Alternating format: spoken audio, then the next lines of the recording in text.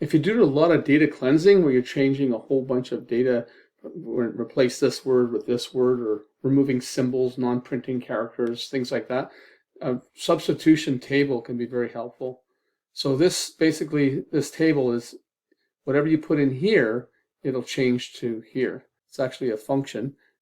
We make it a public function, so the code is here. You can just copy and paste that into your macro sheet, and then you can use that function. So, and if you're going to add more data to your tables, you just have to make sure you insert within the table.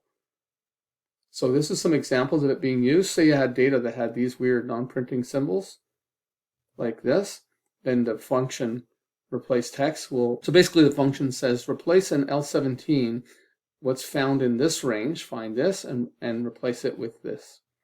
So if you wanted to remove a word, like say you want to remove the word buy, so let's say I buy socks, and you want to remove the word buy, I just add that in here. So the word buy, I replace with blank. Now it's finding it's case sensitive, so if I type BUY, then you see it removes it. So it is case sensitive. So you might find this very useful.